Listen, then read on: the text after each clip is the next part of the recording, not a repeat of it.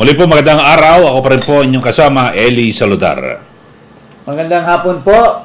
Ito naman pong ating host, former Secretary Jing Paras, sa programa nating Iparas kay Paras. Magandang hapon po mga kababayan. At magandang araw sa inyong lahat na nagpupugay ng Maestro Ado Paglinawan. At siyempre mga kababayan, habang nagkakape kami, alam nyo pinag-uusapan ngayon yung issue ng bigas sa Secretary. Yes. Talaga ito, noong kampanya, noong nakarang eleksyon, ipinangako ito ni Marcos Jr. na bababa sa 20 pesos. Kaya yung ibang mga opisyal na gustong magpapogi, pinipilit na maibaba. So dito, Secretary, ano ba ito? 20 pesos per kilo ng bigas dyan sa Cebu. Siguro yung mga gustong ipakita na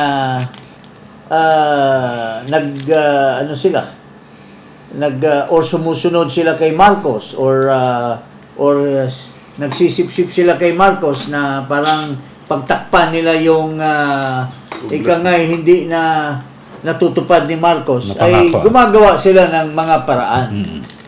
Kasi alam mo, ang quality o ang halaga ng buhay ngayon or the quality of life ay talagang gumagrabe. 67% of our people has said that their lives has worsened. This is a survey ng SWS. Or better still, if we say only 28% of Filipinos' life has improved. 30% has worsened, and yung 41% has remained and are getting towards being worsened. So, 67% naghihirap. Kaya yung mga enterprising na mga LGU, gusto nilang, una muna si Governor Lacson of Negros Occidental. They tried to, pero 25 pesos. Itong butihin kong pinsan ng Cebu, si Governor Gwen, wanted also to show kung may kakayahan ba na ibaba sa 20 pesos. Pero, sinubukan po nila. Isang araw, 2 araw lang, lumobo daw ang listahan ng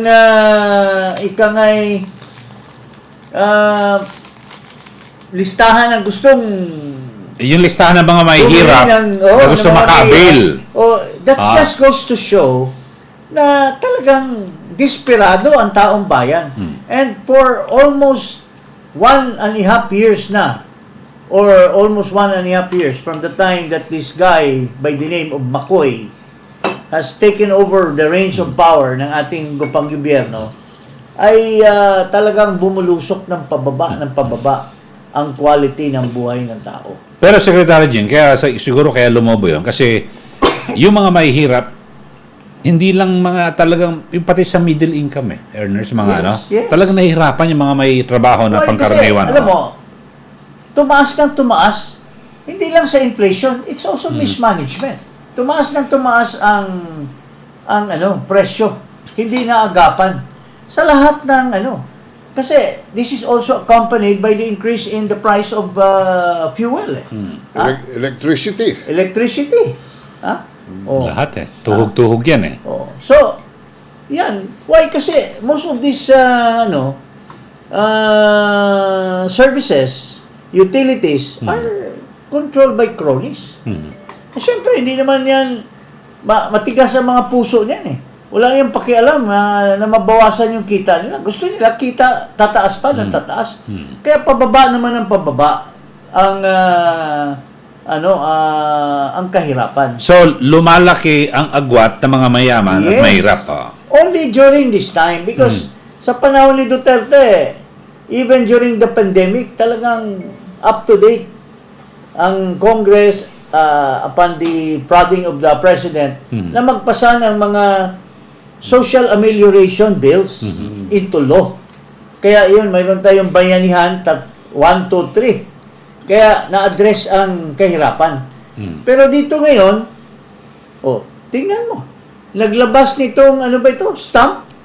Food stamp? Pero, pakitang tao lang, wala na. Tamahimik. Naglabas ng programa, Kadiwa Center. Nasaan na ngayon yung Kadiwa niya? Pinagmayabang niya during the SONA. Where is it? Ngayon, ito, ang aking ating butihing governor, naglabas din. Pinipraise ni Speaker na 20 pesos, pero isang araw, 2 araw, sumurrender na. In other words, you cannot undo what is the nature, di ba? Paano mo babalitan yung natural na presyo ng bigas dahil nga sa kabulastugan ng pagpapalakad ng food security treatment nitong gobyerno na ito.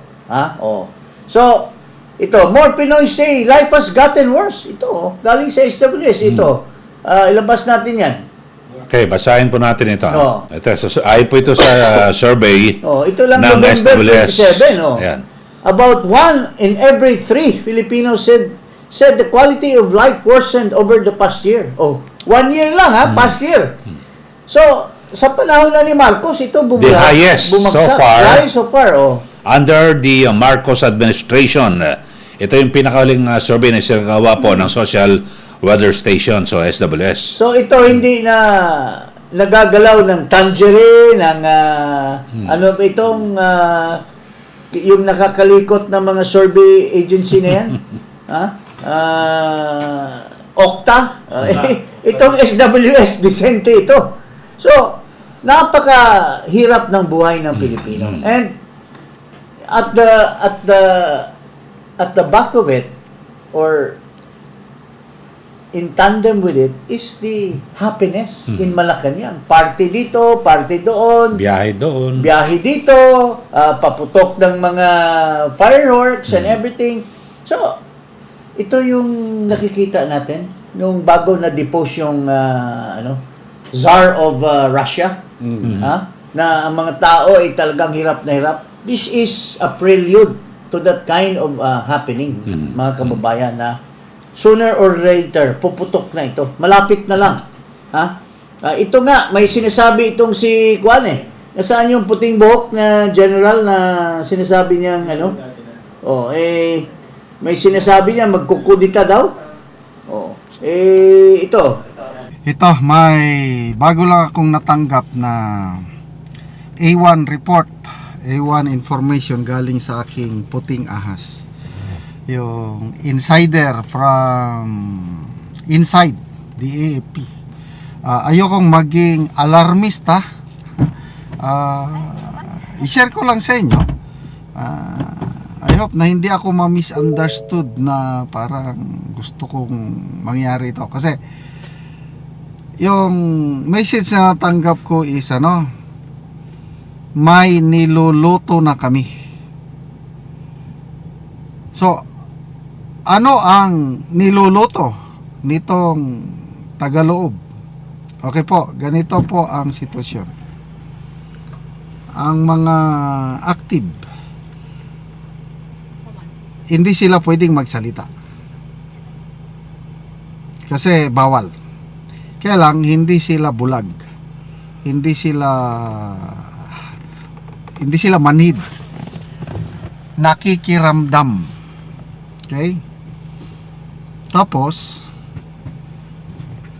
halos lahat, I don't know kung mga active ngayon, Dito na lang utatanang sa likod. marami,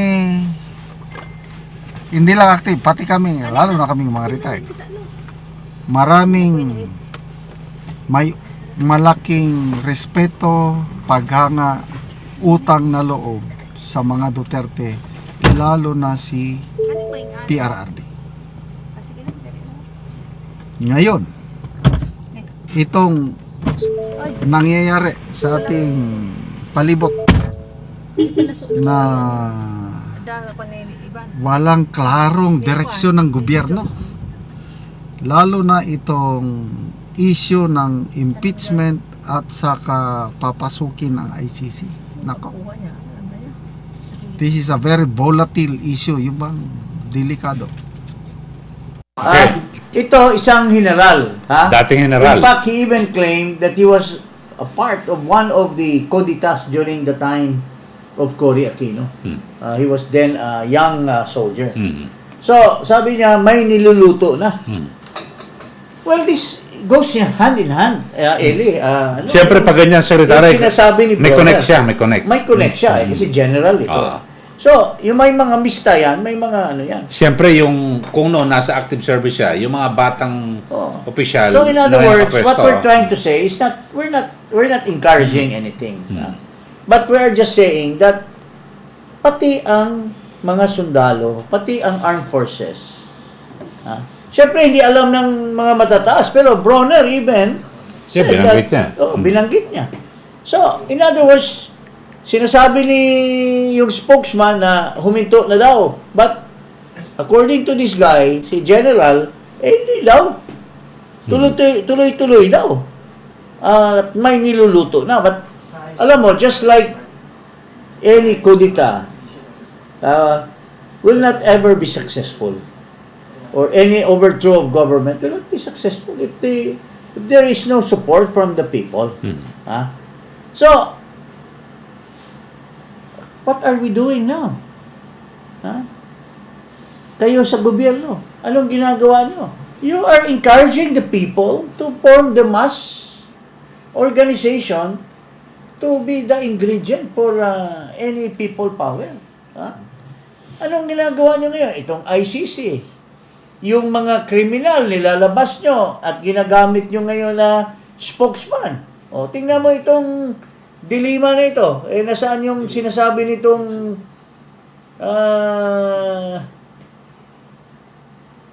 respondent na ito? Itong accused of a criminal heinous crime. Itong si Dilima. O, ito. Anong pinagsasabi? O. There are kinikriticize niya si Sara. Alam naman natin na sumisip-sip siya kay Marcos. O, ito. Attorney Laila De Lima on BP Sara's remarks, re-BBM admin's possible cooperation with ICC.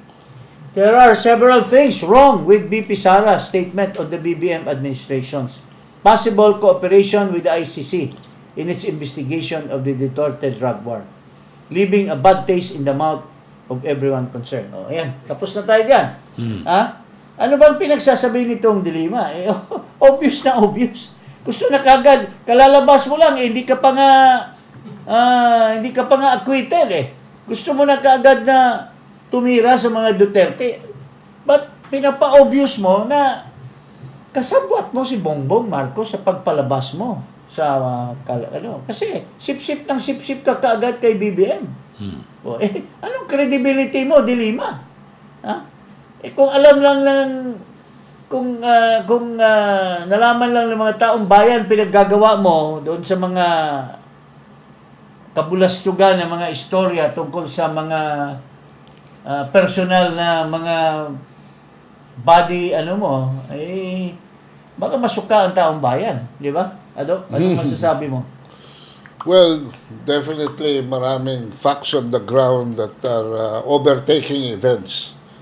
At yan ang sinasabi nitong si General Opinion. At ito ay hindi contrived. Ito ay mga natural na lumalabas, no? At ang kawalan ng competence ng gobyerno to meet these challenges aggravates the situation. Because instead of this government looking for solutions, a lot of them are engaged in politics, in divisive and wasteful expenditures.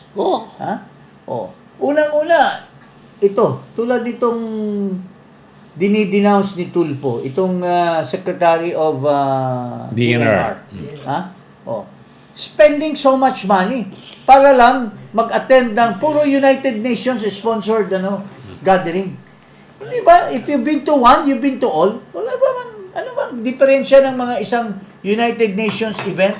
It's all just the same about climate, about Pero, Secretary, maabot ba ng magigit 1 billion? Mga ganon? Ito, Siguro naka-business class lang ito. Ano? Ipalabas natin yung tinatanong ni Senator Tulfo.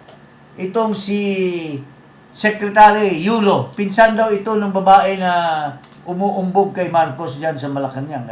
Ipakinggan natin po ito, mga kababayan. Let's start with the travel expenses. The Office of the Secretary of the DNR was allotted in 2023 1.1 billion pesos, and in 2024 it will be allotted 1.173 billion pesos. Now, ang gusto ko palang malaman, paano po nagastos itong 1.1 billion noong 2023? First question. Pangalawang question, ano po ang nagbunga sa mga trips na ito? At pangatlo at follow-up question, meron po kasi ako natanggap na mga reklamo mula mismo sa mga taga-DNR na yung secretary daw po ng DNR ay isang jet setter. This year alone, or starting nung siya po ay ma-appoint, umabot po sa 13 to 14 times yung kanyang foreign trips. Correct me if I'm wrong. Although most of it were official, then if it were official, then ano-ano po yun? Yun muna po ang question ko, Madam Sponsor. The GAA budget spent for travel in 2023 is 1.1 billion.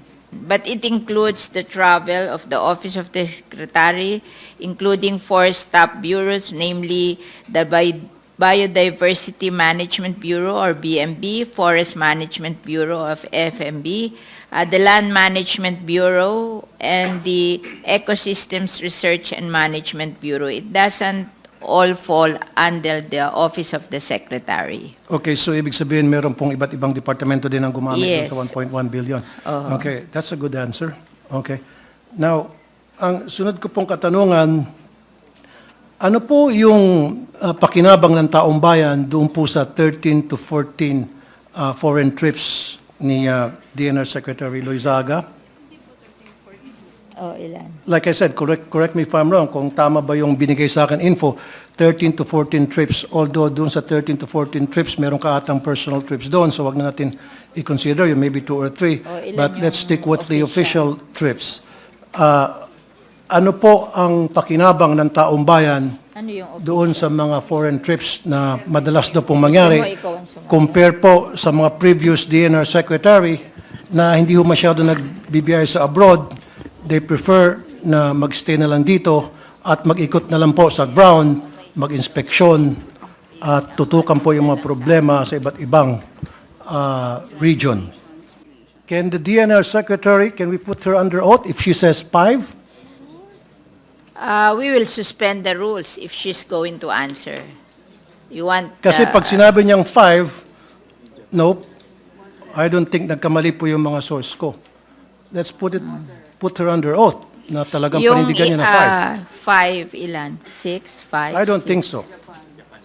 Hindi lang po 5. I think Hindi that lang po sinasabi six. niya Hindi yung lang po kanyang 7, 8, 9, ibang 10. trip personal. So it's not charged to the only... 5 All- trip personal, sabi po nung aking source, lahat yun ang ginamit niya yung kanyang diplomat passport. So kung diplomat passport ang ginamit niya, it has to be official. Kasi doon sa mga trips na binigay sa akin ng tipster ko from the DNR people Ito, alone, ilan, Montreal. 2 beses lang niya ata nagamit yung kanyang personal passport. So karamihan daw doon ay ito. puro diplomat passport. Kasi kung sasabihin niyang 5, then let's put her under oath, Mr. President. Okay. So there are five trips for the United Nations, the Asia Pacific Ministerial Conference for Disaster Risk Reduction. Number 2 is United Nations Framework on Climate Change. Number 3 is Biodiversity Conference. United Nations Biodiversity Conference in Montreal, and then United Nations Water in New York.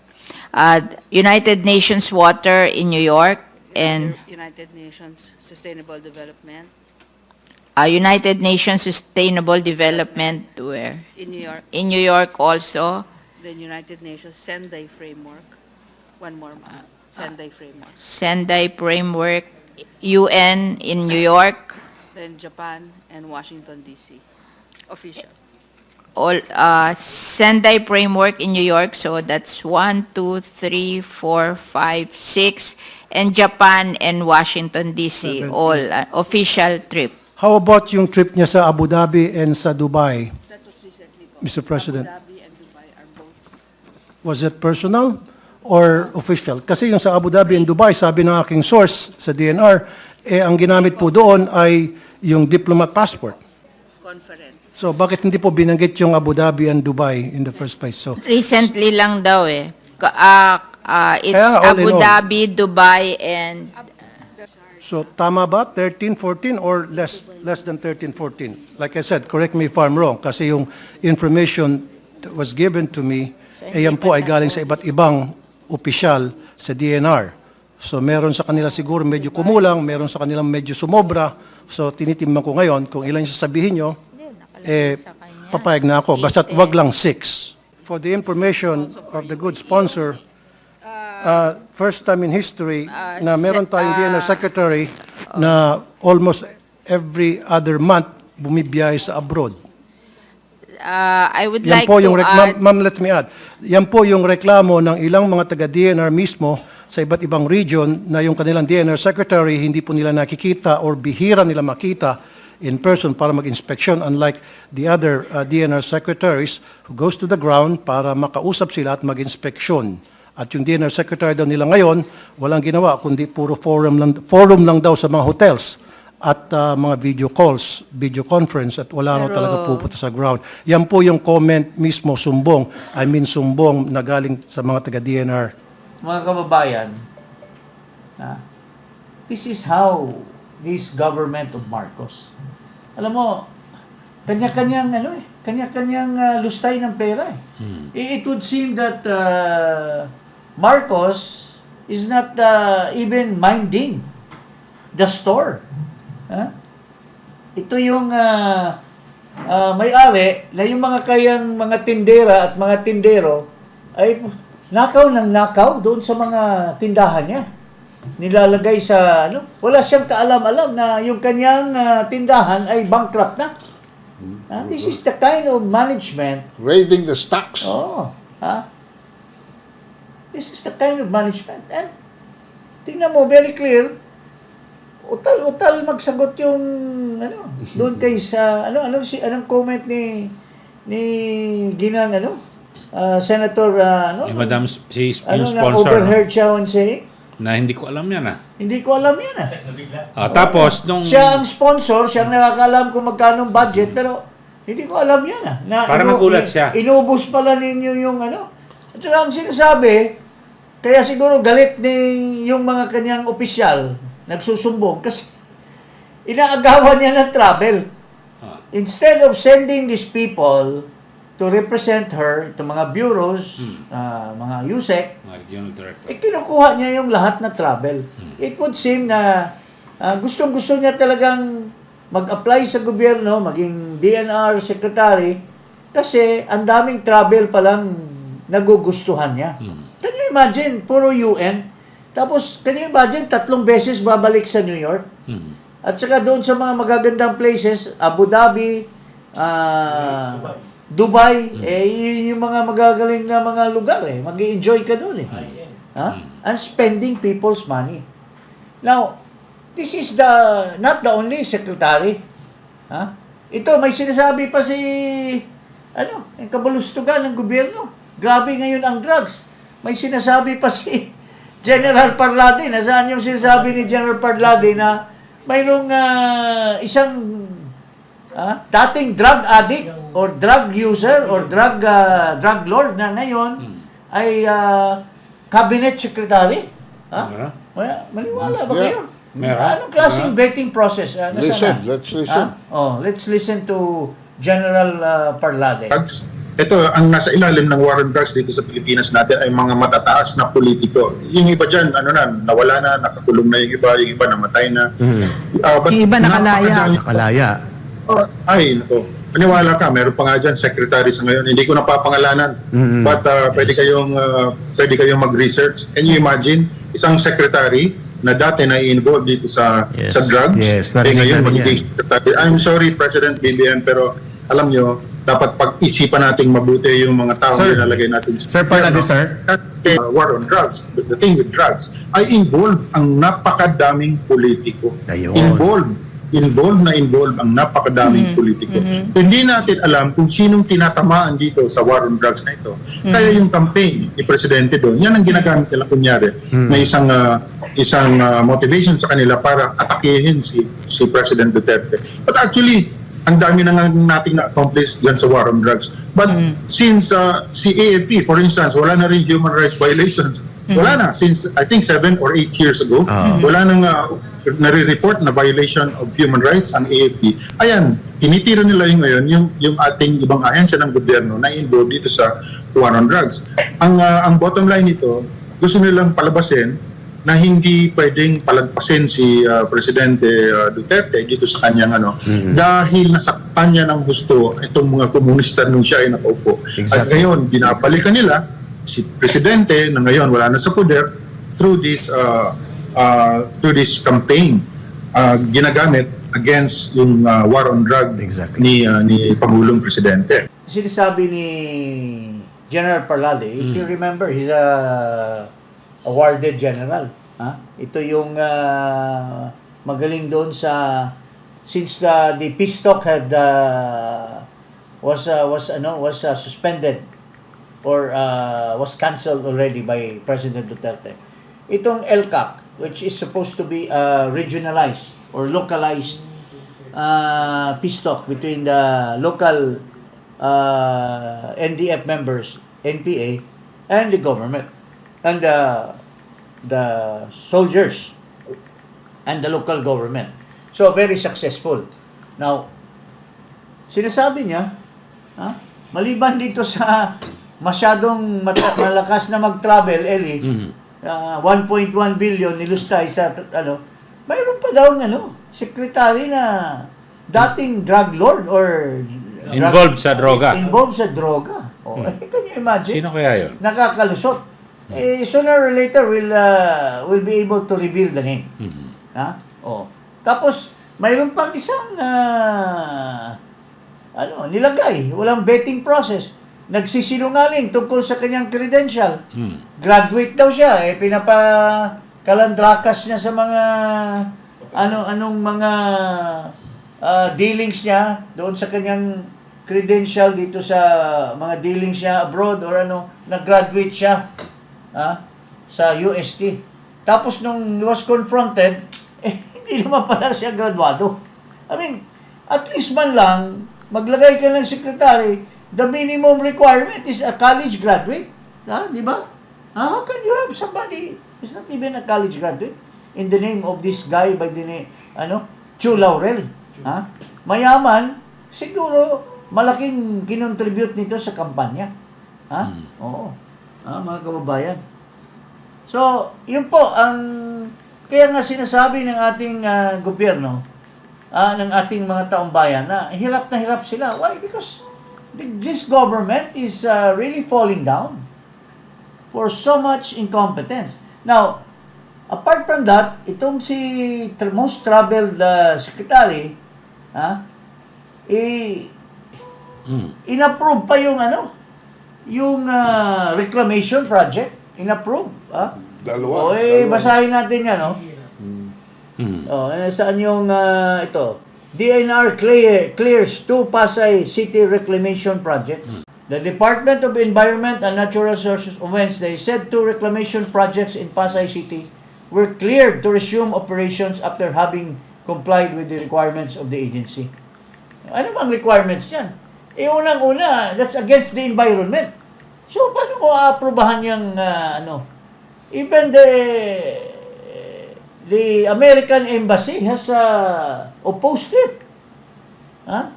Oh, there were several technical conferences called because there were some findings and observation, said environment. Oh, paano mo pinalusot? kaya yata lumulusot dahil wala ka dyan, panay travel mo. Kaya pinaubaya mo doon sa mga sa magkanong halaga yata ito. Ha? Kasi billions ang worth nito eh. Can you Billion, imagine SM and the city of Pasay? Silang dalawa. Tapos yung isa, William Gatchalian. Ha? Oh, very influensyado itong mga tao na ito. Siguradong papalusutin yan ni Miss Yulo. Ha? Oo. Di ba? Ni Tony Yulo Loizaga. Oo. Kasi, she's not in the lookout. At saka, Madam Yulo, if you are hearing this program, ang dami po na dapat pagtuunan mo ng pansin, Madam Yulo. Ang dami pong mga quarrying ng volume napakalaki na inaaprubahan lamang ng mga gobernador. The governors are making so much money when this should have been already on the level of the DNR, yung approval niyan. Dapat may mga MPSA na yan. And yet, like in the province of Negros Oriental,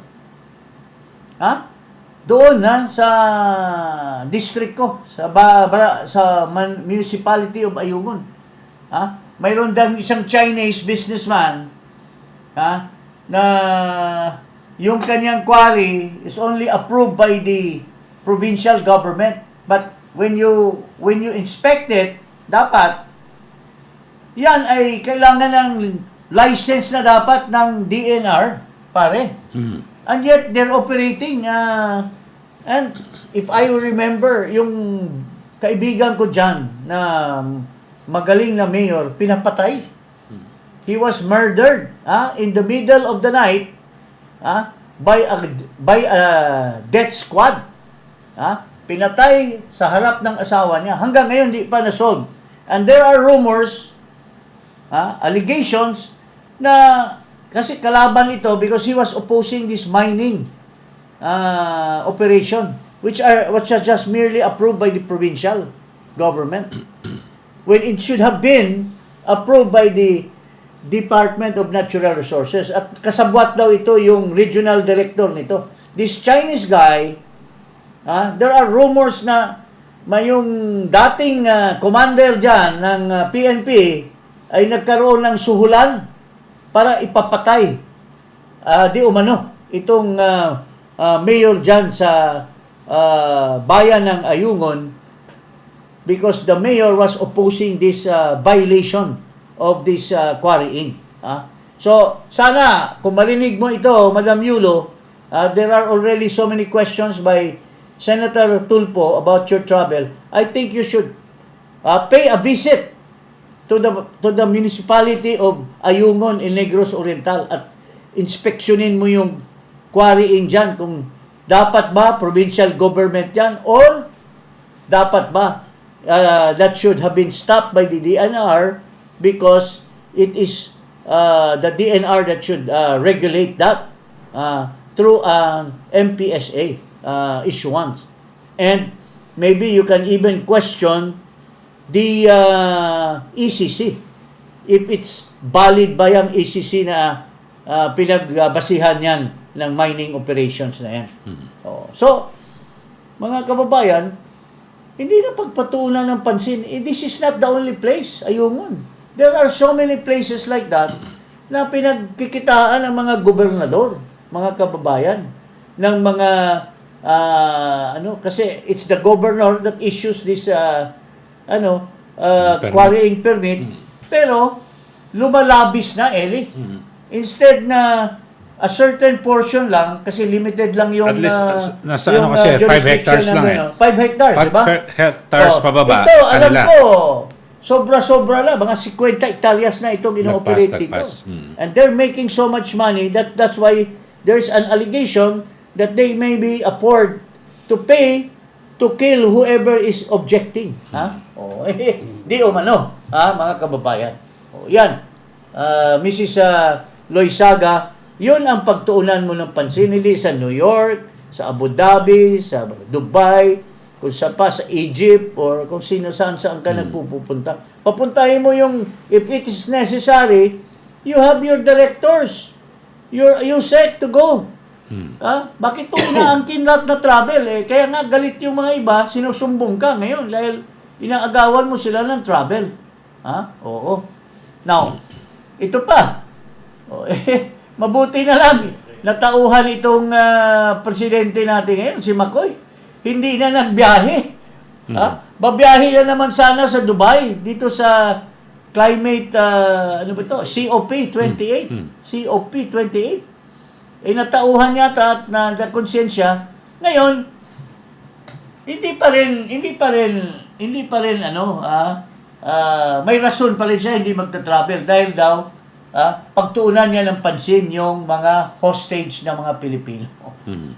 Kayo ba maniniwala na yun ang siyang may kinalaman dyan sa pag-release ng mga hostage? Isn't that part of the Hamas-Israel negotiation? Which was namamagitan dyan yung Prime Minister or yung Sheikh ng Iraq ng Qatar. Oo. Anong kinalaman mo diyan sa hostage? Gusto mo pang pagyayabang sa mga Pilipino?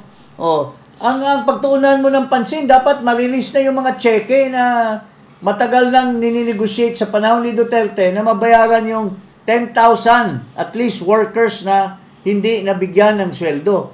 Matagal mo na sinasabi yan, ngayon hindi ma-encash yung mga cheque. Dahil these checks are issued by foreign bank.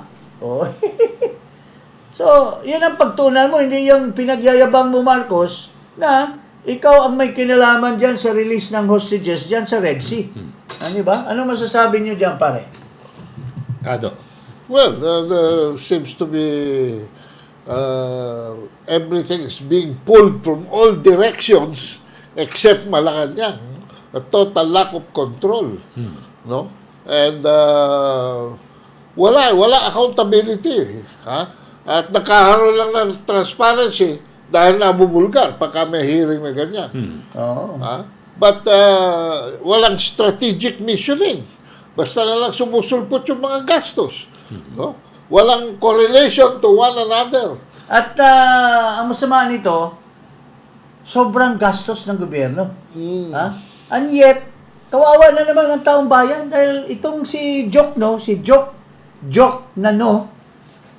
nga, Joke yes yan magpapasa na naman, may tinutulak na naman na tatlong panukala na kumalap na naman ang buwis sa mga taong bayan. Hirap na ang taong bayan, Joke no. Bakit nyo pa kukuhanan pa ng panibagong CTRP? I-increasean daw yung CTRP. Tax na naman. Tataksan na naman ang tao. Hirap na nga. Alam mo, may kaibigan ako humihiram ng pera sa bumili ng lote. 8% pare ang charge ng bank. Grabe, taas, no? East West Bank sa kanya para lang mabili yung binibili niyang bahay bago silang mag-asawa. 8% para lang maka-loan sila sa East West Bank dahil yung binilhan nila na development housing development entity ay ka-tie up ng East West Bank. Tingnan taas mo yan. Interest, no? Taas 8%. Sino pa I'm sure kawawa yan kasi at the end of the day, yung mga bumibili ngayon ng housing, hindi makaka-continue in paying because Sa sobrang taas ang interest. sobrang taas ang interest, mapupunta lang kasi ang sistema dyan sa mga bangko, mga kababayan, ang ginagawa ng mga bangko, babayaran mo muna yung interest bago yung principal. Tama. Ipo-front end yung interest. So, yung lahat ng installment mo, puro interest mo na yung binabayaran mo. Now, pag pinor-close yan, kasi hindi ka nakabayad, wala kang mapakinabangan doon sa mga pera na inano mo na, ini-installment mo na doon sa bangko. So this is really the kind of thing. Panahon ni Duterte, napakababa ng interest, 5.5% yan. 7.9 to 8%. Oh, sa credit card. Imbis na magiging moderno tayo, cashless na, ang taas din ng interest sa Taas credit ang card. interest. Oh, ay kayo, yung grabe. 6%. Mababa na yan. Ha? Oh, everything is forbidden for any person, Filipino, to exist in this kind of country that we have under this administration. Yun po, mga kababayan. Kaya, mga kababayan, hintayin po natin ang ating dating Pangulo na hinahabla siya ngayon sa korte, hinihimok yung kanyang programa, pinapasara yung platform na siyang nagsasalita doon. Ha? O, lahat ng harassment, yung ICC, maski nagsalita na yung Office of the Solicitor General, the Solicitor General has already explained, tinuloy pa rin ang resolution. Ha? O, mayroon pa isa dyan, galit siya na sinabi natin Kengkoy. Alam mo, with due respect, there is nothing personal. Ha? When you do things, when you say something before, and you forgot that you have said that, and you do something In reverse, that's you're a joker, di ba? O, ba't ka magagalit kung sasabihin kang joker? There's nothing personal about that. Pero galit na galit daw kasi daw magkaibigan kami. Pero wala namang personal po dito, Manong. Ha? Walang personal. Ito po ay para sa bayan. Kung para ka sa bayan, hindi ka magagalit. Okay? So, yun lang po Okay. ang masasabi natin ngayong hapon. Maraming salamat po.